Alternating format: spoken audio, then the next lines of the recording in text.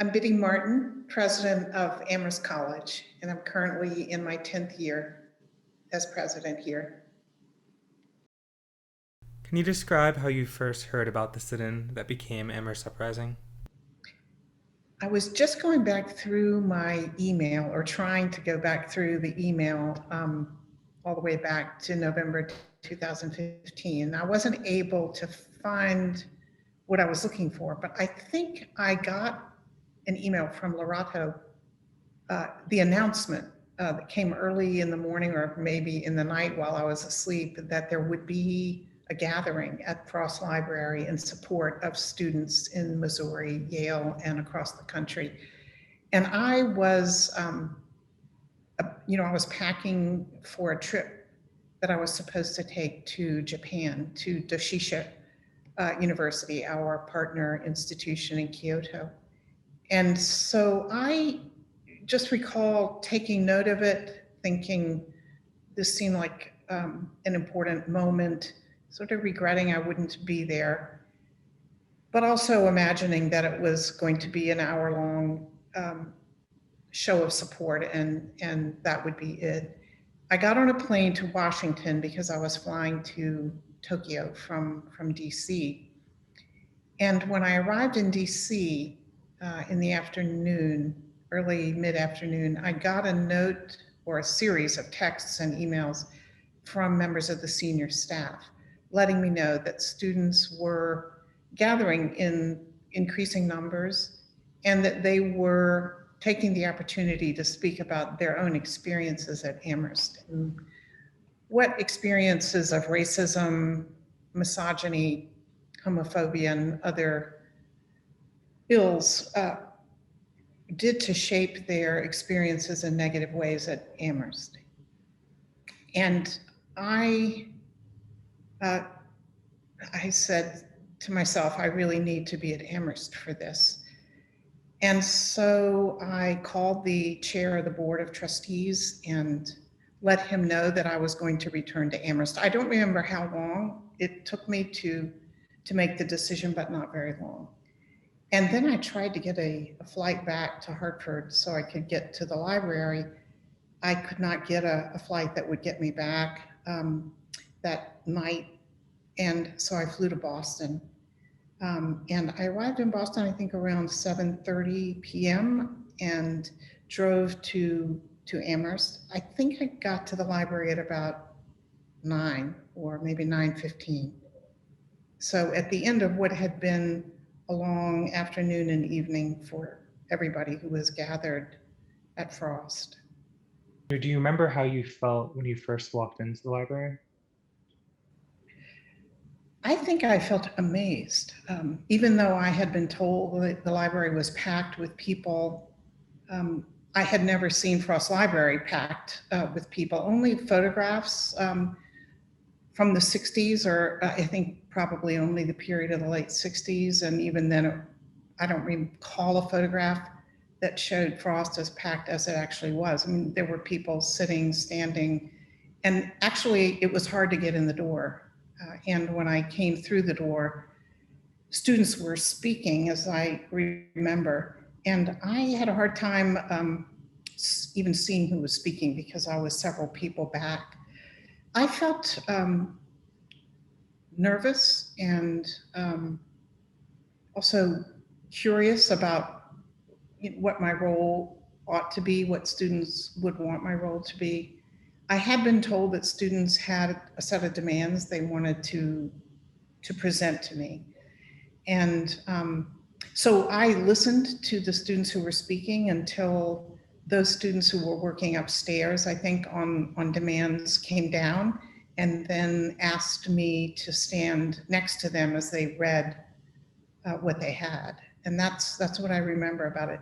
I felt determined, to listen and learn from this, to take it all in. And I think I also felt, well, I know I felt saddened by what I'd already learned that students were saying about their experiences at Amherst, and just wanted to be up to them, up to the moment.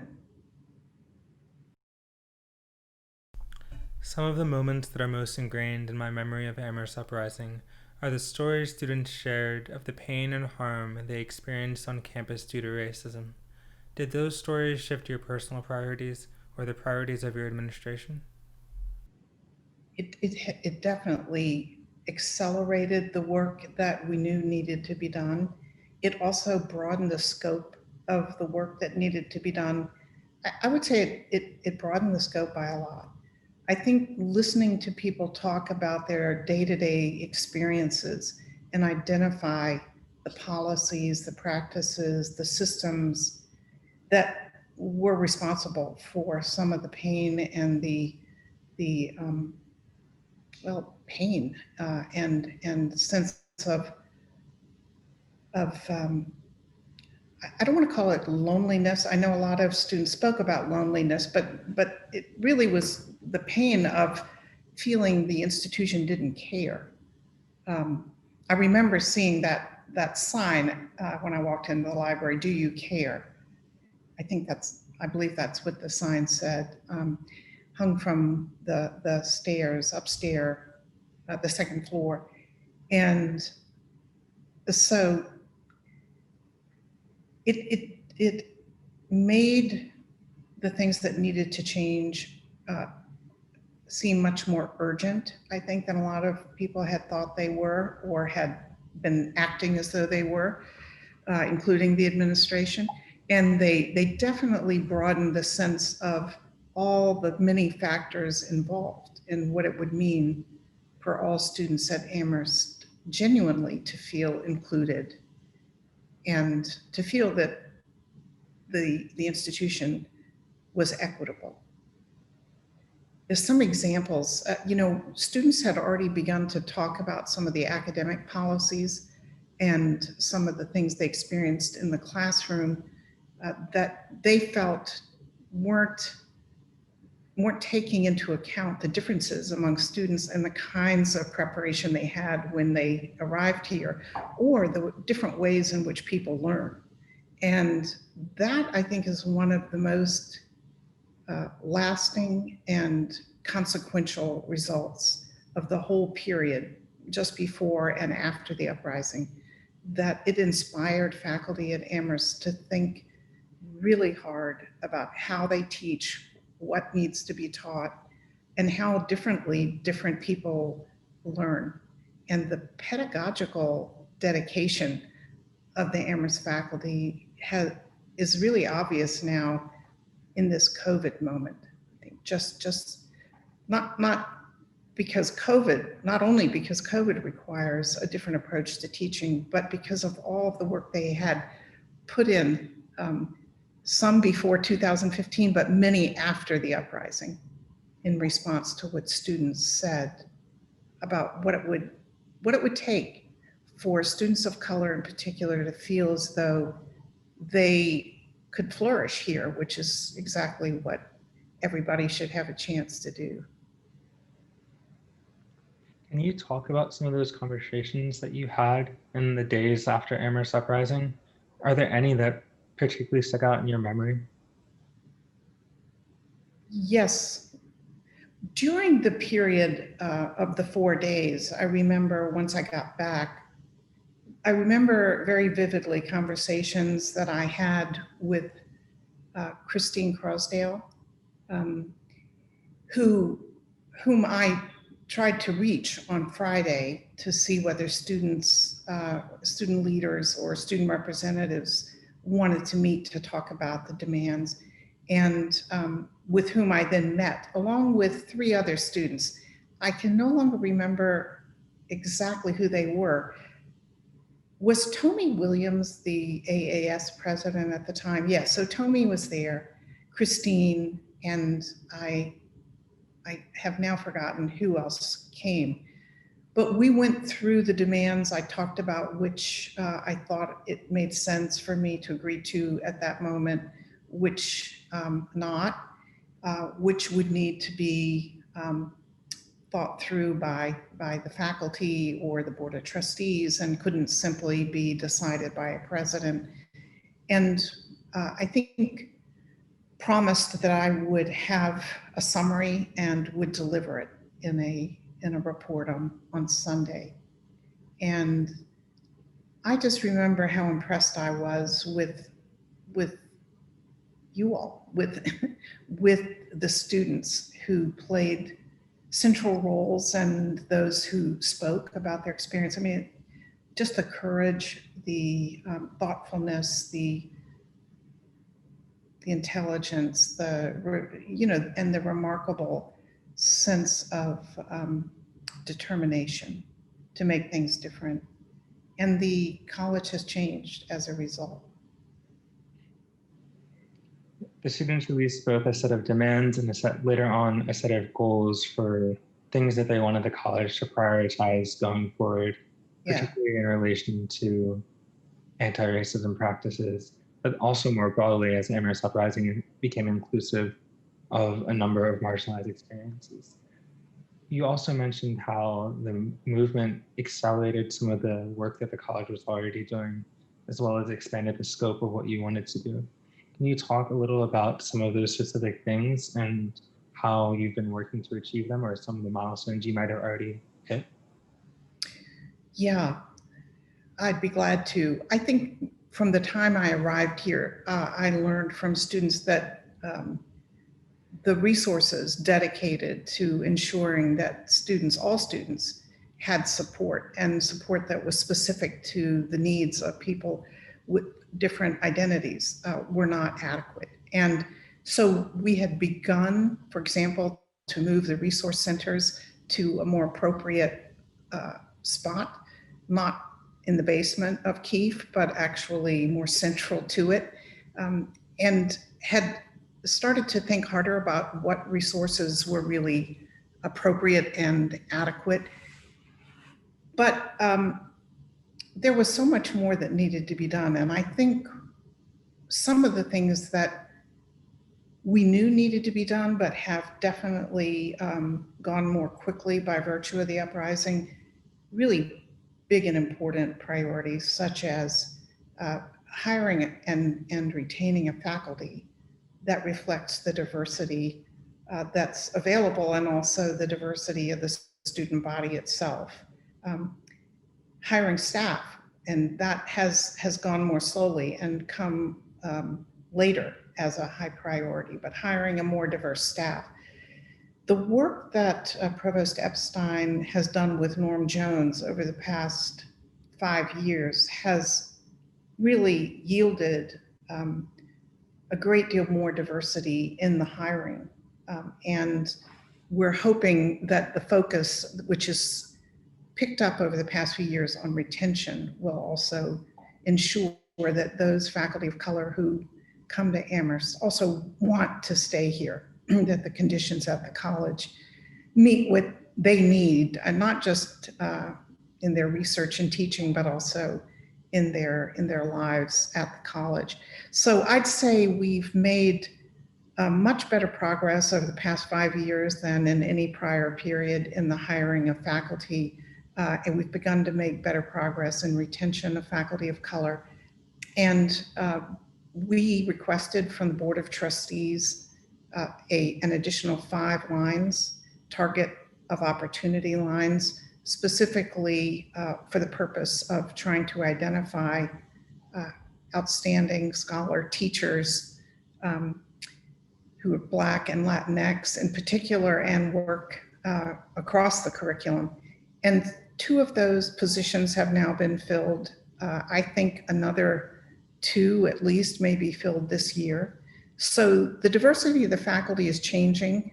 It still does not meet the need that we feel, or the desire that we have to have a genuinely diverse faculty that reflects the talent that exists in the world of scholars, or is as diverse as our student body. But we've made good progress. I think that was obviously very important to students. Also, again, pedagogical practices and curricular changes. I think the faculty has shown remarkable dedication to making change since the uprising, and some exciting new programs.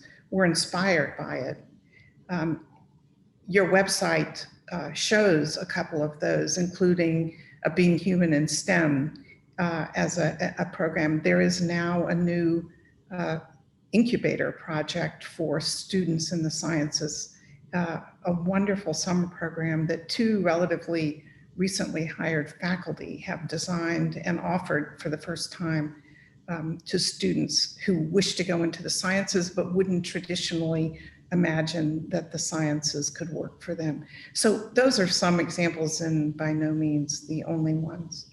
Where I think things are slower to change is really, and this is always true in institutions, the culture of a place, the degree to which people feel that the iconography of the college, or the way we tell our history, the way we describe our current situation, or the way we express our aspirations for the future, those do not yet reflect the realities of the college or the world to the degree they should. And those are things that I set forth in this recent anti-racism plan that we need to work much more concertedly on. And there are a lot of people who are interested in doing that. Since Amherst Uprising, there have been a number of movements led by students and alumni, such as Integrate Amherst, Black Amherst Speaks, Reclaim Amherst, and you've recently, as you mentioned, released the college's anti-racism plan. How do all of these things fit together for you, and how does the work of student activists on campus and their relationships with alumni, staff, and faculty supporters influence the approach that you've had to working on these issues? That's a great question. I think the anti-racism plan that I sent out in August really was explicitly focused on anti-Black racism in the country, and in as it's institutionalized across educational settings as well as so many other places. And yet, what's crucial and what followed the uprising as well is the creation of an Office of Diversity, Equity, and Inclusion with Norm Jones as its head, and now with more staffing than it had initially.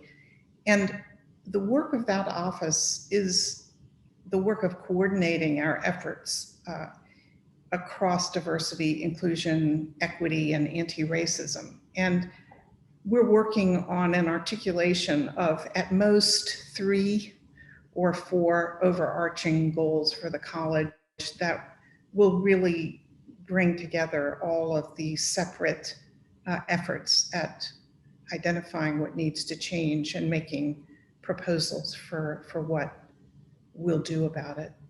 And so that will be available soon. In the meantime, I would just say that these efforts taken together reflect what it would mean to have the kind of institution we have said we want, and we do want. And that is one that is fully inclusive, in which every student, regardless of background, feels they have ownership, not only of their own pathway through the college, but also what the college represents and what the college's future will be.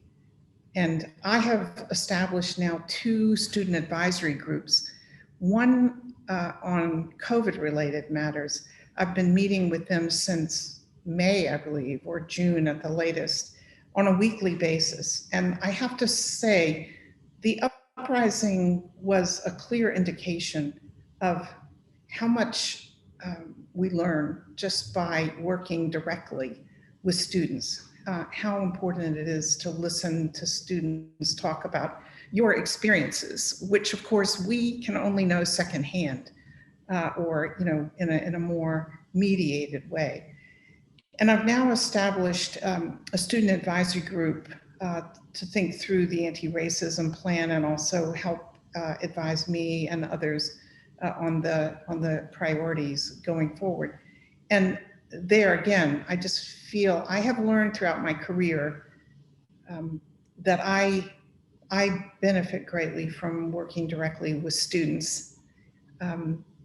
Something that, you know, sometimes in some institutions would occur in student affairs or in other parts of the institution and not necessarily at the level of the president. But I, first of all, really enjoy working with students directly. And I also think that learning about what students are thinking, experiencing, and also your ideas for change, which are often much more to the point, of course, than mine would be.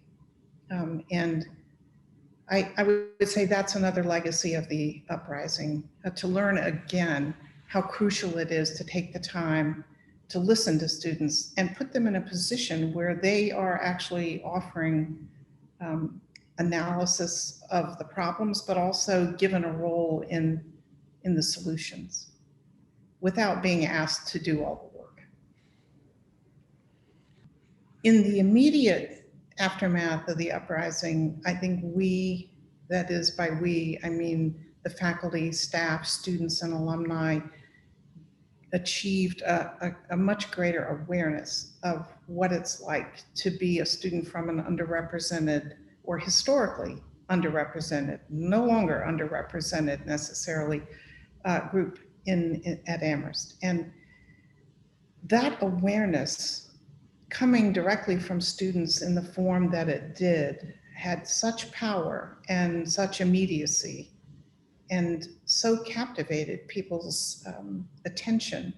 But then going forward, people's imagination about the many things that needed to change and how they, whether faculty, staff, or students, could be part of that change. I think bringing to the attention of all constituencies the fact that diversity, that is having a much more heterogeneous student body, does not achieve the goal of ensuring that every student can flourish or that everyone is included in the project of making college a better place, unless we look deeply at the systemic ways in which white privilege helps structure or structures parts of the institution and the assumptions we make.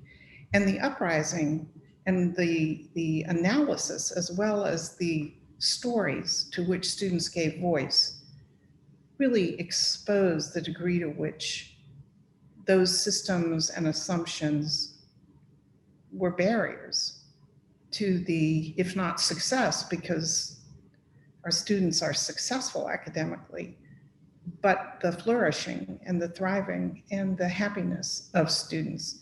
That was its immediate legacy, and that will be its lasting legacy, because so much of what has changed and the pace at which it's changed, which is always slow in institutions, but which is faster than it would otherwise have been, that will be its lasting legacy, an awareness and analysis that has changed policies at Amherst, practices, assumptions that people make, and also over time, to an even greater degree going forward, the culture of the place. You know, what it looks like, what it sounds like, what it feels like, what it smells like, what you see, who recognizes themselves in the way things are organized. And hopefully there's a point at which everyone does, regardless of background and identity. It will forever be one of the seminal moments in Amherst's history. I'm confident of that. And it will be remembered as such. In that immediate aftermath of the Amherst Uprising, the students were making demands, they were setting out goals, trying to figure out for them what they wanted the college to prioritize to make their life on campus a little bit better. Were there things then that you wish you could have done that you were unable to do? I'm confident the answer is yes. I think what I would say is there are things that students wanted done that I wish could have been done more quickly and more fully than have gotten done to date. And again, those range from how students experience social life on the campus to the forms of education that we need everyone on the campus to have, the understanding that everyone needs to have about the history of race and racism in this country and how it shapes the lives of everyone, yielding privileges to many, that is those who are white in particular, those who are straight, cisgendered men. We still live in a world that is structured in such a way as to privilege those groups over others. And I wish, especially looking back from 2016 to the present, I wish it were possible more quickly and effectively to raise people's awareness about the inequities that exist and how much better a world it would be, how much better an institution Amherst would be if we worked together to get rid of the barriers that stand in the way of something as simple and foundational as equal opportunity and equality of life chances. So I wish we could have done more quickly. And I wish that right now, to this day, there are things that I wish we could change more quickly than institutional processes allow, but also the country in which we live allow, because there's, of course, been some regression in the country as a whole with regard to race and racism and the efforts to combat it. Here, I would say that we've made progress, but as Reclaim Amherst and Black Amherst Speaks and Integrate Amherst make clear, we haven't yet made good on the promise of the place, much less the promises that we've made to students about the experience they'll have here. Knowing that and thinking about how we move forward and move forward together, as you've said, what are the next one or two big priorities for you in working to change campus life for students? I think the diversification of the faculty and staff in order to make Amherst a place that not only feels genuinely inclusive, but is very high on the list. The education, which some would call training, training is important. I like to think an education that goes deep and spans time is more important than one-off or limited time trainings, but making people aware of the forms that bias takes, what the barriers are that stand in the way of the kind of community we want. We're working on those things, improving the trainings, trying to deal with what we might be able to do or what the faculty would be able and interested in doing in the curriculum to ensure that questions of race and racism, which are pertinent to every discipline, that those are made clear throughout the curriculum and that students are given opportunities in every discipline and expected even to take advantage of those opportunities, no matter their interests, to learn about the history of the disciplines and the role that race, racism, sexism, other forms of systemic inequality and well, let's call it inequality for now, and even erasure take and have taken over time. So a change in what the curriculum looks like, which is already and always underway at a place like Amherst, because faculty have so much freedom to teach what interests them, and students have so much freedom and responsibility to take what captivates their imagination. So that's, of course, always ongoing, and I'd like to see it accelerated. That faculty come up with a way to ensure that students graduate from Amherst having understood the impact of race and racism on various disciplines that interest them, on the kinds of questions that get asked, on the assumptions that are made, on what counts as research and scholarship. All of these kinds of things are high priorities.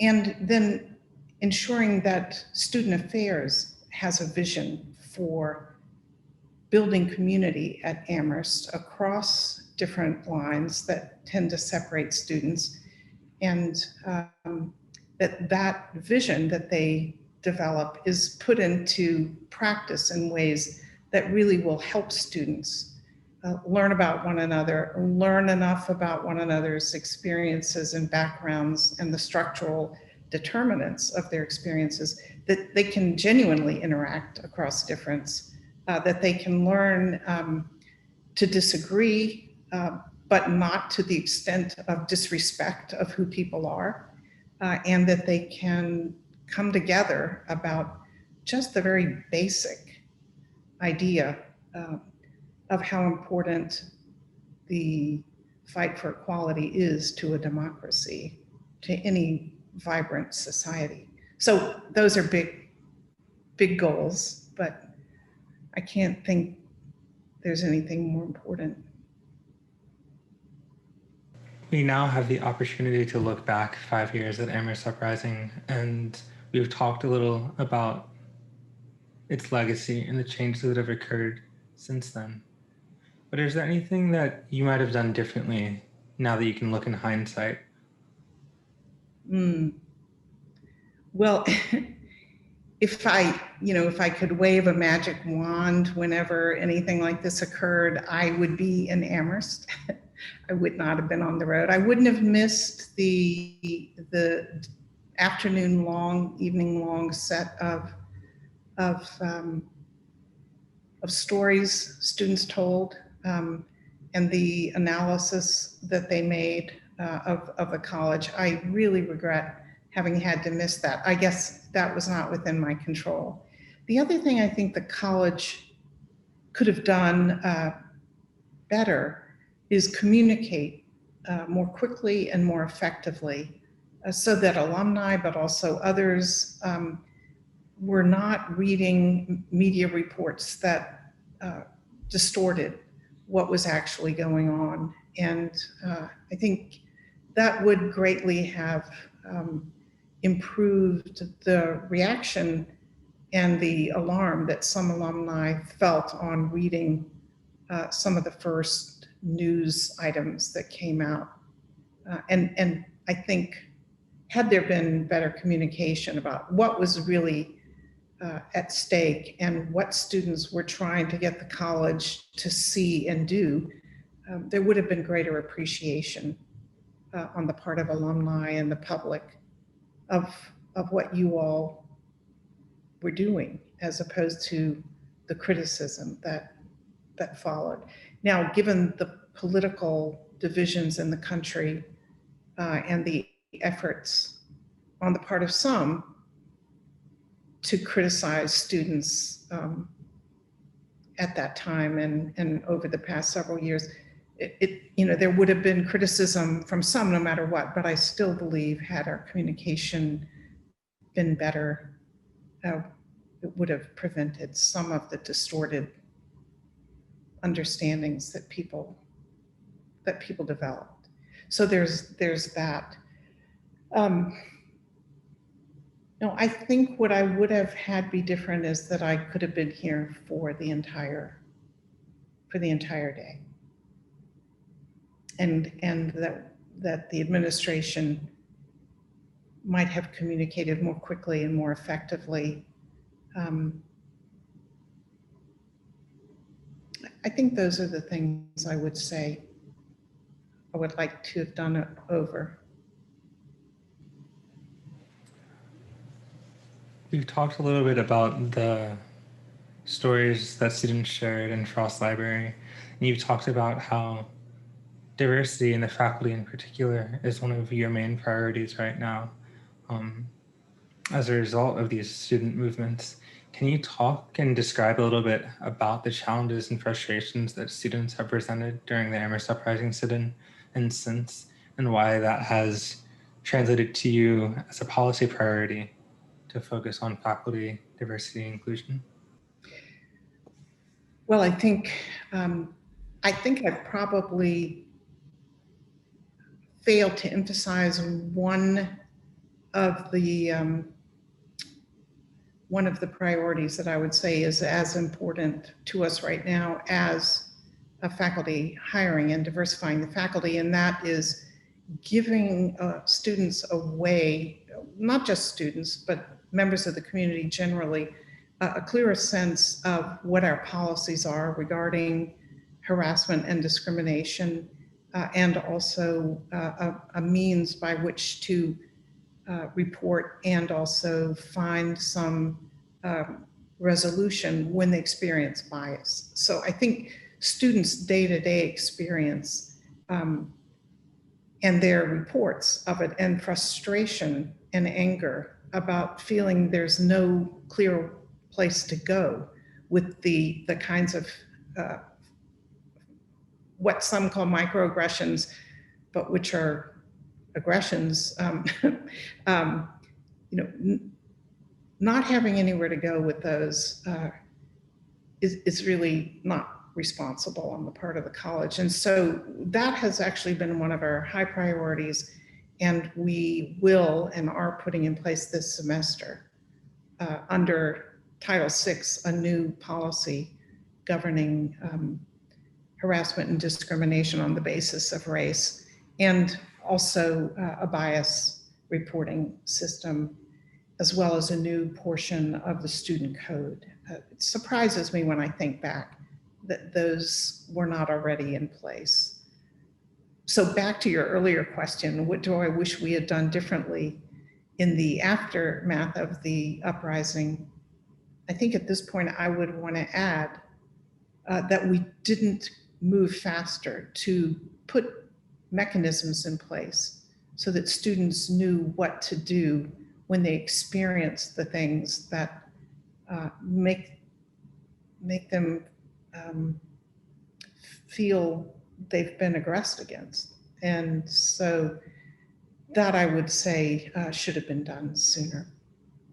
On the faculty front, I think that's a high priority because we want the faculty to represent, as I said earlier, the talent that exists in the scholarly world across disciplines. And we want the faculty, its racial, ethnic, gender diversity to reflect that of the student body. That is, we want to be an institution that fully reflects the talent across all groups.